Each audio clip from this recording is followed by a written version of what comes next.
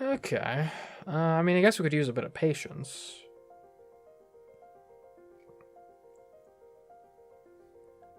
I mean, this play is probably isn't going to read a book for triple books into tutoring. That's not bad. Then from there, you want a bit of relief, so you go right in the diary. You want a bit of sympathy, so maybe you do a tea party. And you want a bit of grace, so you practice dance. Simple as that. That's exactly what I wanted to see. Now, hopefully, we get the one we want. Ooh, yeah, patience equal to books. Awesome. Alright, we've filled up patience again. Nice. Okay, not bad. That's about what we wanted. 3 knowledge, 2 artistry, 1 vigor, 5 patience, 2 grace, and 1 belief. Mademoiselle, there is a letter for you. A letter from Papa. She took the paper into her hands, not without the faintest twinge of dismay.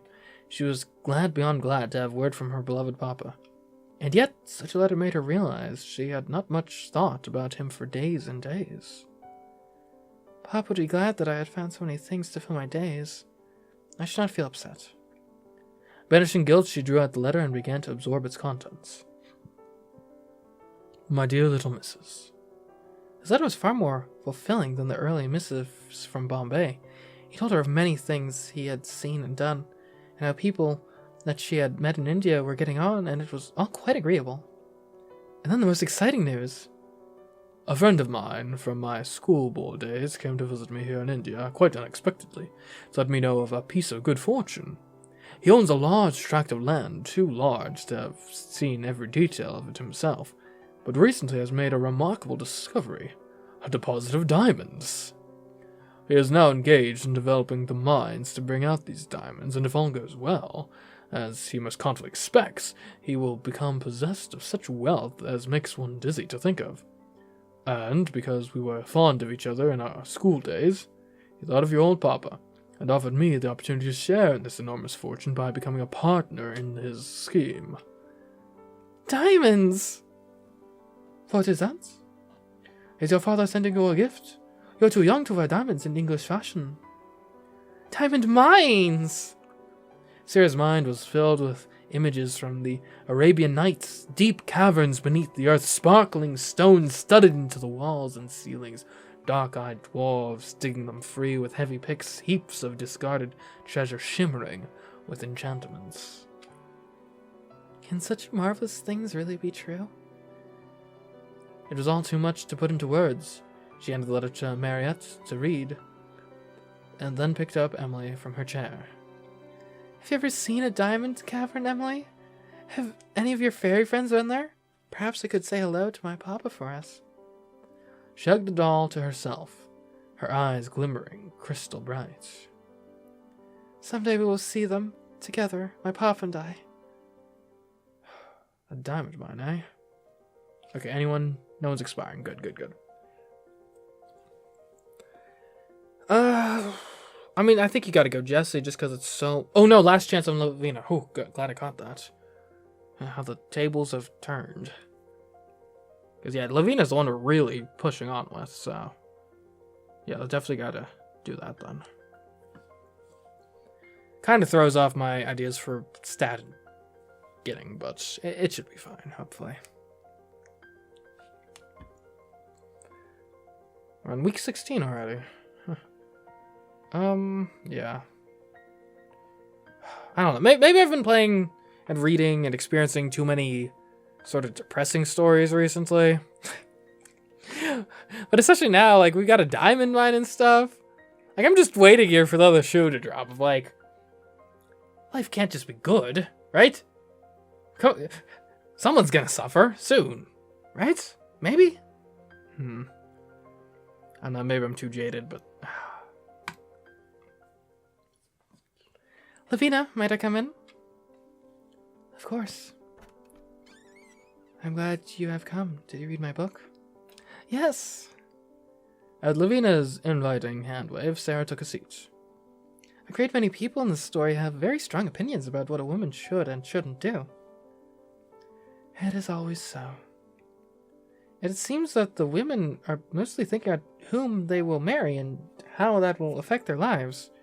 What have we been reading? Pride and Prejudice? That is woman's lot. It does not seem very interesting. Lavina frowned and Sara hastily corrected herself. That sort of life, I mean, not the book. I liked Dorothea. Miss Brooke, she was clever and kind and wished to be useful and help others. She has made a foolish decision in marrying Casaubon. Everyone keeps saying that, but I don't entirely understand why. He's a good and intelligent man, and he teaches her Greek and accepts her help with his research. He is too old for her, and does not appreciate her as a whole person. He's not as good as he seems. You'll see more in the later volumes. If you're willing to read them. Oh yeah, I'm happy to keep reading with you. And it was interesting seeing the way the estates and villages are organized. I'm glad. Oh, I'm sorry, I'm being a poor hostess. Please sit a moment. I call someone to fetch a tea for us. She hurried from the room, leaving an uncertain Sara in place. I can't leave now. That would be unkind. She looked up at the inspirational prints that Lavina had shown her before of the beautiful girl who represented the English rose. I can never tell with this Lavina whether this is what she wants with her whole heart, or only what she thinks others want her to be. I don't understand her. We're not truly friends, not yet. In a few moments, Lavina returned to the room. She did not bring tea herself, of course. That task would be left for a servant to complete. I've been thinking about the museum that we attended. It is a very unusual trip. I've never seen anything like that in India. I should hope not. She took her seat, smoothing her skirt neatly over her legs. Giant bones, the remains of monsters long dead. Do they frighten you, Sara? No, not exactly. They are only bones, not monsters themselves. I know that they can't harm me. The bones of a person would be much more frightening. They might carry a curse. Lavina's shoulders rose as she shuddered. To put a person's naked bones on display would be unspeakably vulgar. I have heard that they sometimes unwrap mummies from old Egypt at university lectures and gawk at the dead. It's simply disgusting. Not something that any lady would ever attend. Sara could imagine the scene. The fascinated gentleman, the reluctant sarcophagus forced open, the hiss of long-dead beetles suddenly stirring, the blackened form rising to seek vengeance. Even the story in her mind did not seem at all suitable for sharing with young ladies. Bone itself is a curious substance. When it is no longer part of a skeletal shape, it has a strange beauty all its own.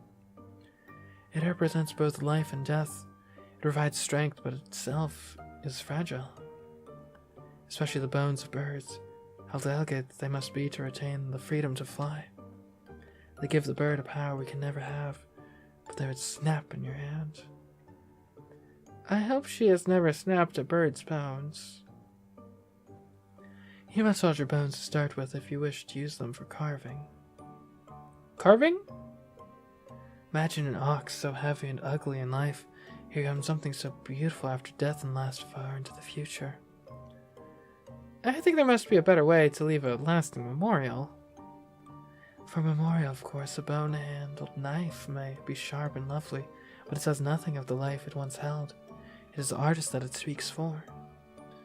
Miss Minchin would never teach us to pick up a knife, even if in the service of a fashionable lady's pastime, but perhaps in the future I will try my hands at carving.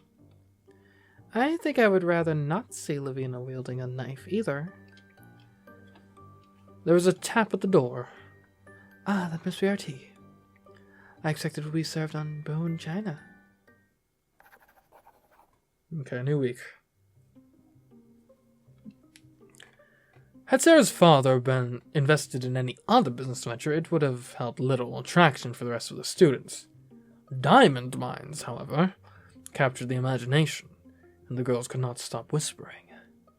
They knew little about the details of mining in faraway lands, but fairy tales they understood, especially with a teller such as Sara among them. "Tell me about the dogs again, Sara, Mama." Deep underground, beyond the passage, with the lamps, there are 4 doorways, and each led to a different kind of treasure: copper, silver, gold, and diamond. The first was the room of copper. Copper lanterns hung from the ceiling, and copper pots lined the walls, and over the floor was spread a blanket of copper coins. But the guardian of this room was a dog with copper eyes as big as saucers, and a mouth full of rough-edged copper teeth. Not everyone was quite so caught up in wonder. "It's a silly fancy like everything else," Sara says. "I don't believe such things as diamond mines actually exist." "Well, people have to get them from somewhere." "Of course they find diamonds in the earth, but one at a time, surely. Not whole mines filled with diamonds." "Do you know what the diamond ring costs? Not even a big one. If there were mines full of diamonds, people would be so rich it would be ridiculous." "Perhaps Sara will be so rich she will be ridiculous." "She is ridiculous enough already." "Lavina, do you hate her?" "No, I do not, but I don't believe her." Conversation died as Miss Minchin walked into the main hall. "Girls, gather around, please. I have an announcement to make. We have had some very exciting news regarding a parent of one of our pupils. Starting from today, Sara Crewe will be leading the procession whenever we leave the school grounds. You look to her as your example." Well, that's not going to hurt my relationship with Lavina. Oh, I bet that's why Lavina was expiring today. Lavina could only stare, her mouth agape, her eyes not quite as big as saucers. "Looks like Miss Minchin believes in the diamond mines." How dare she?" Lavina clenched her fist against the fabric of her dress and forced a tight smile onto her face. She walked up to take her new place in line. "It appears I will now be walking behind you, Sara." "Oh, it wasn't my idea." "Wasn't it, though?" She said nothing more. Okay, so sympathy, we gotta get that sympathy up. That's really the only thing we're particularly lacking. I guess that and belief. So sympathy, that's... Tea party could be good for that, and we could pick up some faith and grace along the way, potentially. I think that's by far the best way to get sympathy. We could do playing with toys. I don't think that really helps us in any other regard. I mean... I guess we could do a little bit of writing. Just get a bit of extra belief in there, potentially. I know this can give us belief, but it might not. But I don't think we're particularly... We have a lot of need for sympathy right now, though, so I think we have 0. Like, the odds that all of these hit are pretty low, I think. There we go. Already, we are guaranteed to not max out our sympathy. Or to not overfill our sympathy. Okay, not bad, not bad. A little bit of belief. Never hurt anyone. Okay, that was useless. Not as successful with the sympathy as I had hoped. I'm still for sympathy, but not quite what I wanted. Sara found Ermengarde in the main hall, wiping tears from her eyes. "What is it? Is something wrong?" "Oh, Sara, do you remember that nest of eggs we saw in the trees a while ago?" "Oh no, something killed the eggs." "Oh, did they hatch?" "Yes, 2 weeks ago, but it's dreadful." "What's dreadful?" "Tybalt, Miss Minchin's cat got out and climbed the tree and killed the babies." "What?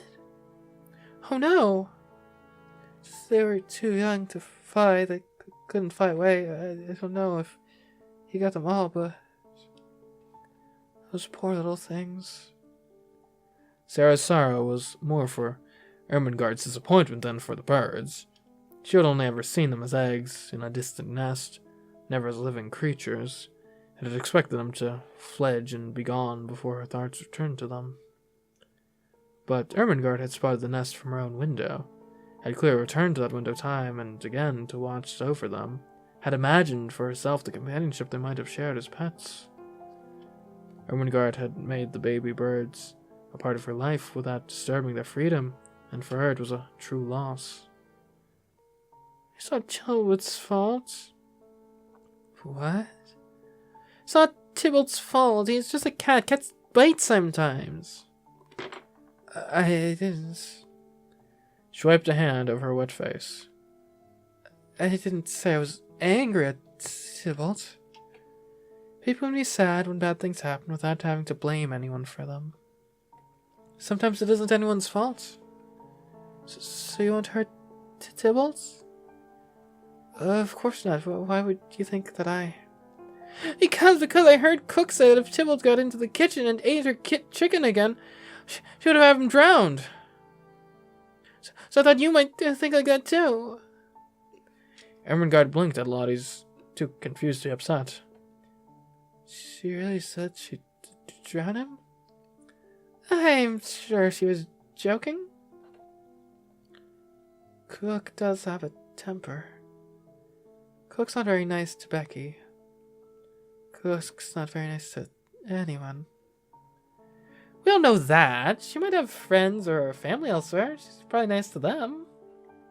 Sara didn't think it was right to condemn a woman she barely knew, even if everything she'd heard from Becky and Mariette was less than flattering. She's probably nice to Miss Minchin? Miss Minchin loves a cat, though. She'd be very angry if anything happened to him. There, you see, Lottie? Cook wouldn't hurt Tybalt. No one's going to hurt him. Sara hugged Ermengarde close. I'm sorry about your birds. Why don't you both come up to my room for a while? And Sara led her friends away, prepared to pamper them and distract them from their worries, like the perfect hostess. Okay, nothing's expiring, that's good. Only 2 belief for Lavina's next thing. That's good. That's going to be really easy to trigger then. I think we gotta go Jesse here. Just so we can like spend some stuff and really gonna be able to fully embrace the weekly scheduling. And I think I want to target Becky for next week, honestly. We can get up to 5 sympathy, surely. And we haven't spoken to Becky since we got the opportunity to do so, so I feel bad about that. As Sara walked through the front hall of Miss Minchin's seminary, she heard a strange thumping noise coming from the classroom, which should have been empty at such an hour. Has something fallen? Opening the door, she found Jessie in mid-leap, practicing dance moves in the unused space. Oh. I'm sorry, I didn't mean to startle you. That's alright. Come in and close the door. Sara took a seat on one of the form benches. You like dancing, don't you? All young ladies dance. She pressed a palm to her chest and sighed dramatically. In the ballroom, the beautiful but impoverished daughter of a faded nobility can catch the eye of a landed gentleman. And a perfect match will be made. If you have 2 left feet, then beware. You may be sent home in disgrace. She laughed, swinging up her feet to demonstrate their clumsiness, even though she was privately skeptical. Surely no one would be rude enough to tell a lady to her face that she was a dreadful dancer and unworthy to be present. Well, perhaps Lavina would. And Jessie might agree with her. She usually agrees with whatever Lavina says. But Sara, I was wondering, what sort of dancing do they have in India? The natives, I mean. I'm sure people like that don't have ballrooms, but there must be something everyone likes to dance. Sometimes even servants. I don't know very much about it. My papa's friends said that the dances the natives do are called Nach, and that they are impolite, and therefore the British are trying to make them stop. I've never seen such a dance. I'm not sure what makes a dance impolite. Being danced by a girl who's too pretty?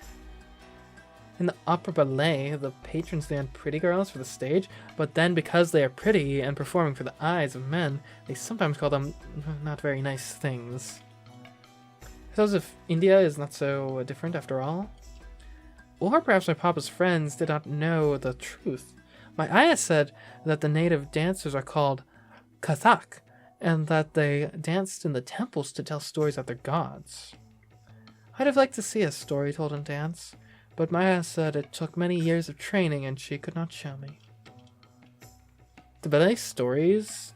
The ballet tells stories too, but I can't imagine that Indian dance is anything like ballet. With a sigh, Jessie swept her long hair away so that she could sit beside Sara. I do love to dance, especially ballet.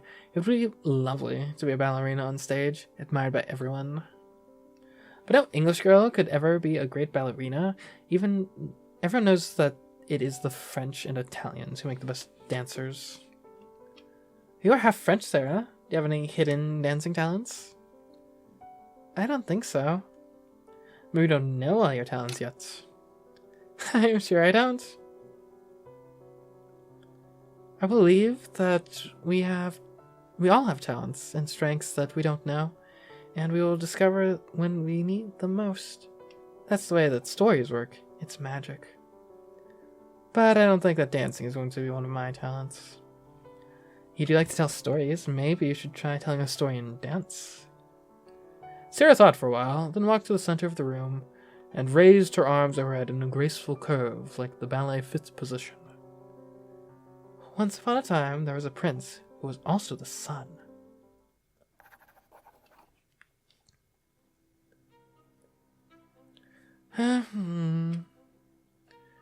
Lavina strode through the halls, Tybalt clasped to her bosom, crooning little songs to him and paying no attention to any fur that might be shed onto her dress. She's been carrying the cat around all day.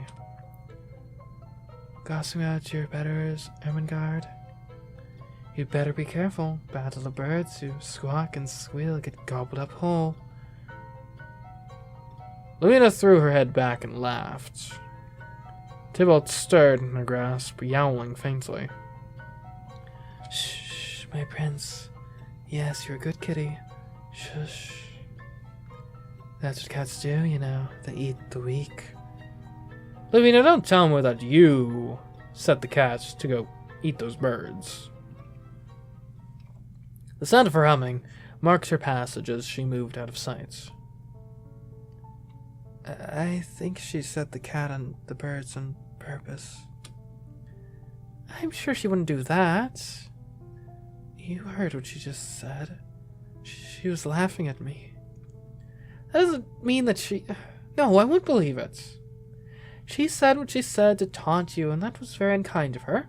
But she isn't a wicked person. Not really. It'd be wrong to accuse her of something so dreadful. You are too charitable. Lavina's horrid. I know you're always kind. I'm glad that you are, but she doesn't deserve it.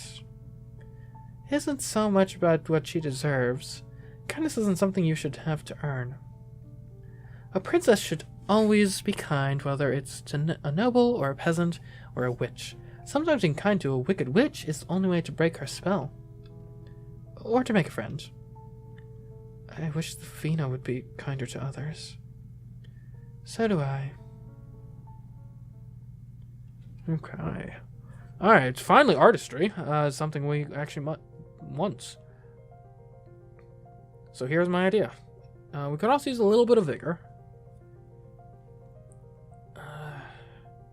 So, playing with swords, you can gain artistry equals half of artistry. Playing with toys is not bad. Do a double of that. Then surely...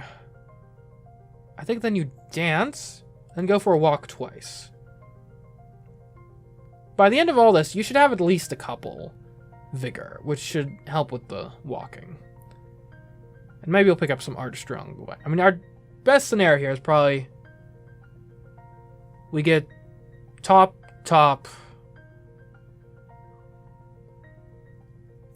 bottom, middle would not be bad. And then top, middle or something.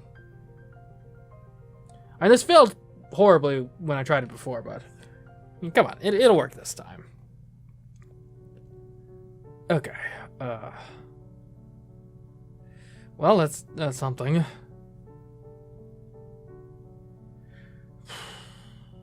So we had 2 vigor.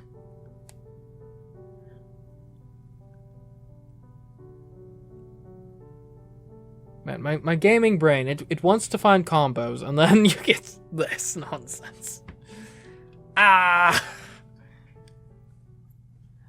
Sarah, may I come in? Of course. Sorry a full question, but do you know where Lavina has gone? Is she not in her room? No. They don't know where she is. Perhaps she went out to have an ice? She must have gone out somewhere, but she didn't tell me where she was going. I feel like in the past week, she's spoken more to Tybalt than to me.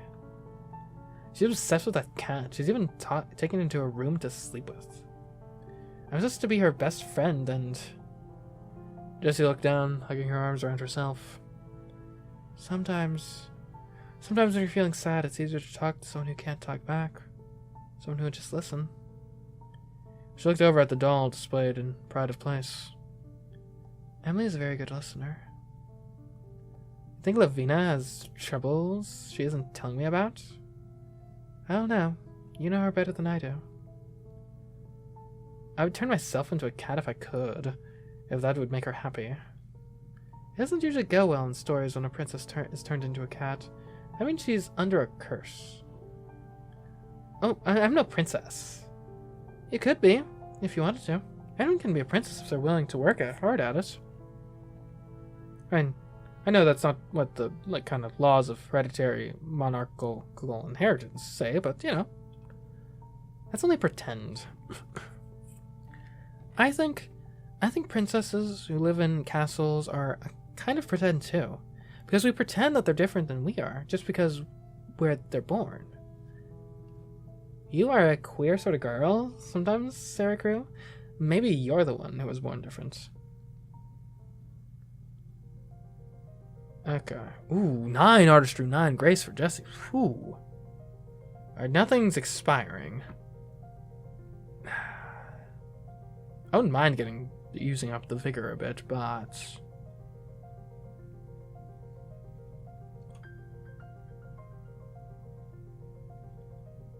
Let's go with Lavina. I mean, obviously she's kind of important right now, so we'll go with that.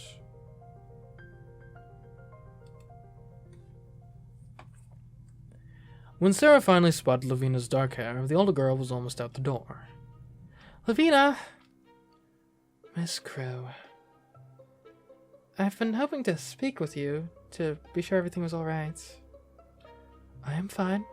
I am very busy. Would you like to talk more about the book? No. She spun on her heel to exit, then more slowly turned around to face Sarah again. Now that your father has found his mines, will you be decking yourself out in diamonds? What? Well, I don't have any plans for them, and I haven't asked for any, but I suppose that if my papa sent me a present, a little necklace or pin, then I would wear it. Diamonds at your age would be horribly vulgar. Again, she swiveled and then turned back. And you can buy your own books. At last, she made a conclusive exit. I think she's upset because she's realizing that she might actually be the junior partner in this alliance. Right? She's much more kind of socially conscious than anyone else. She's thinking ahead of like, ooh, I'm not just here to make friends. I'm here to make allies that'll help me advance in the world of high society in London. And I think now she feels threatened by me because I think it's becoming clear, but you know, between my natural talents and the fact that my dad apparently has some connections that's going to make him fabulously wealthy potentially, that I might outshine her. And yes, it's good to have friends in high places, but I think also someone as prideful as her kind of probably always saw herself as the lead partner, right? The senior partner in any sort of relationship, any alliance. Of like, oh, I am Lavina. I am the one that you should be grateful to even have an audience with. But to have someone, not just even at an equal footing, but a friend, an ally that perhaps will greatly outstrip her socially. I think the ego, the wounded pride, is making her not very happy about that situation.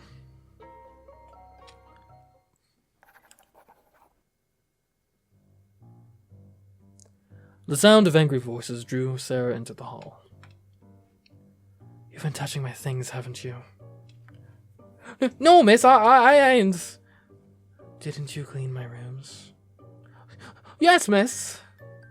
Then you touched my belongings, didn't you? No, please, your pardon, miss, I didn't. Let her be. Sara found herself feeling quite cross with Lavina. Lavina's moods had been mercurial for some time, but to take them out on Becky, who could not defend herself, it was too much. Of course she's been in your rooms to clean them, and she may have moved something to dust it. That's not doing anything wrong, and you've no reason to scold her. No reason. If she moves my books so I cannot find them, and knocks items off my tables and puts my filthy fingers on my underclothes, rather. The impudence of it.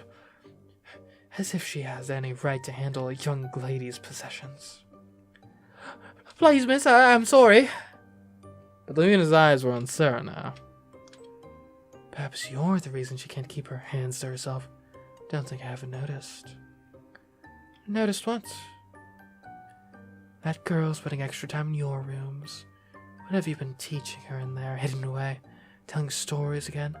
What would Miss Minchin think of that? I have given Becky extra duties. It wasn't entirely a falsehood, Sara told herself. She had requested that Becky stay and speak with her, and a request from a student was something like a duty for a servant. If you told Miss Minchin, she would wonder why you were interfering. You already have a personal maid. Is every servant of the school meant to be at your beck and call? There are many things I need done, and it is none of your concern. You think you're very special, don't you? You might have a surprise coming for you yet. Olivia whirled around, passing through the door to her room and slamming it behind her with much force. Oh, miss, I didn't mean to cause... You didn't cause anything, Becky. Whatever's wrong with Lavina, it isn't your fault.